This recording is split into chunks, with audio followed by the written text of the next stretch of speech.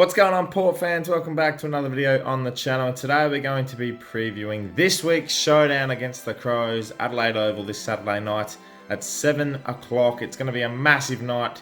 Round 3, it is Port Adelaide coming in 1-1, and the Crows are zip and 2 after a couple of losses to the Giants and the Tigers. We obviously got pumped by Collingwood last week and bet the Brisbane Lions in round 1. So a lot to play out this week. The bars are back. So let's see what Port Adelaide can do against a pesty Adelaide Crows outfit.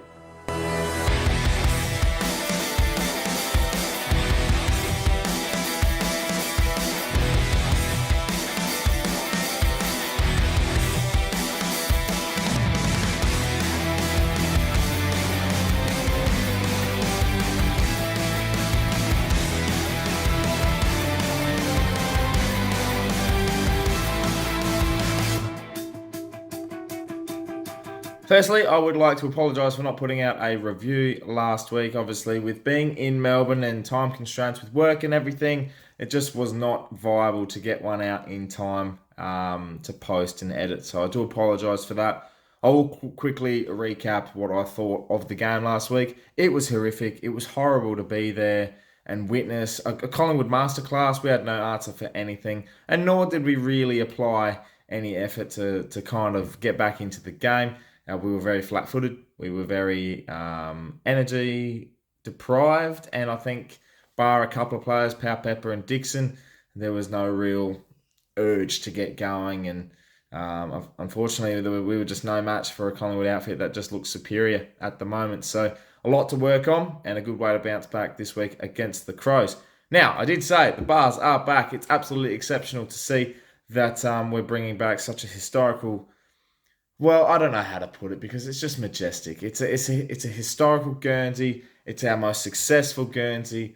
We've seen the arguments. We've seen everything about it. It's so prestigious, and I'm very much looking forward to wearing it in a game full of 50,000 people at the Adelaide Oval, just to witness what our boys will look like in the prison bars. Unfortunately, I'm not going to be there. I'll be in Melbourne for Formula 1, so if that's an omen to go by this year, if I don't attend a game of football, Port Adelaide win. Obviously, round 1, I attended round 2 against Collingwood, we lost. So, if all things are right, this points to a Port Adelaide victory. Some key questions, I should say, coming into this one. I did mention the bars.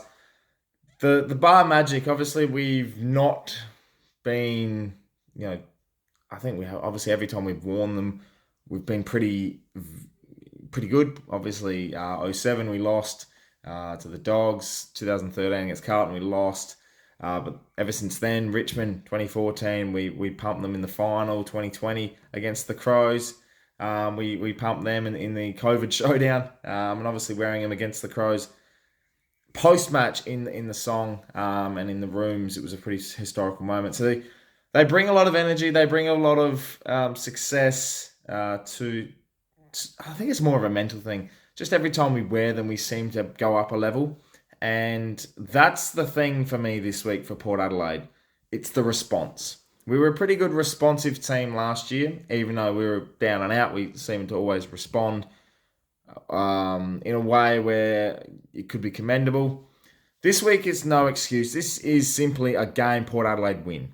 If Port Adelaide do not win this in the prison bars, we become an embarrassment and a basket case, not so much for the season, but as a reputation and an image. Losing in the bars this week would be horrific. Absolutely horrific. To see the meltdown from Port fans, to see the gloating from the Crows fans, it's our home showdown. The game would be absolutely lost to Port Adelaide people if we lost this game. Simple as that. This is so much more than tactics. This is so much more than what can we do at selection. This is the bars. This is these things. The ones that Collingwood claim to think look like theirs. The ones that people over the years have played in, have worn, have been successful in. Wear it as a badge of honour. It's like it's a pure uniform that you wear, and you wear with pride, you wear with dignity, and you wear with courage and a winnable attitude. That you go out there and no matter what happens, you're winning a game of football for Port Adelaide. That's the type of mentality you're going to have this week. If we come out and play lackluster football like we did last week in that Guernsey, take it off. Put the V back on at half time or wherever, because I do not want to see a loss in this Guernsey. And the Crows are going to be fired up. It's a showdown. They've got every right to be fired up. They're going to be peckish. They're going to be wanting to come at us. They've got fire in their belly. They've been okay at the start of this season. They've definitely seen a progression in their game style where it allows their small forwards to really get involved. Rochelle's been great. Rankin's going to have an impact. Fogarty's going to be a potent forward if he gets up from his injury. And then Taylor Walker's always going to be that that antagonist for this game for the showdown. So it's something that they have it in them, the Crows, to win this week. But you just can't let it happen. Port Adelaide cannot let that happen this week. I just feel like it points to absolute disaster. And Ken Inkley, if you think the Dogs are already at the doors barking now, mate, if you lose this week, my God, don't just worry about what's going to happen to your job. Worry about what Port fans are going to, they're going to be hunting. They're going to be coming out firing. And I don't want to see that. I don't want that pressure at round 3. I've stated this in the preview. I've stated this every week. I want to be 2-1. I want to be going into the Sydney game in Sydney, which we've been very good against Sydney, 2-1 with momentum. Then comes gather round and the season's opened up. I've said this. The first 5 games are so crucial. We lose this week to the Crows. I'm ruling us out for any finals this year. We can't lose this week. It's just stop. I'm going to be positive. I'm going to put it out into the universe. Positive attitude, positive nature. Port Adelaide going to win. Simple as that. Some of the matchups I've been looking at this week, it's the small forwards. Obviously, with selection, Burton's out for a couple of weeks. Trent McKenzie's not going to come back in with an ankle. And obviously, we've got a couple of opportunities to bring in. Clury, probably the most likely to come in. He's played very well against Taylor Walker of recent times, and it's a very good matchup for him. Aliir will probably play on a Fogarty if he gets up. If not, he'll take Himmelberg. And then also, you're looking at the smalls. Jonas and Darcy Burn-Jones can take the Rankin and Rochelle. I think Jonas takes that Rankin role. I'm not sure. Jonas is very much out of form at the moment, and if he wasn't for captain, he might not be even playing. So he's got to stand up this week, TJ, and really represent Port Adelaide and be the captain we have seen him be in recent times. I think overall, midfield-wise, I think we've got them covered. I think with the full-time game of Boak this week, it's going to be a given. He's not going to be sub again in a showdown. He's going to be there, and he's going to be very, very very good, I think. He looked good last week when he came on as a sub. So I think full game for Trav Boak means Jace Bergwijn probably stays in as well as an extra small defender. Does Passini get a go as a debut? It would be a wild debut to be in the bars in a showdown. That's going to be mental if he does.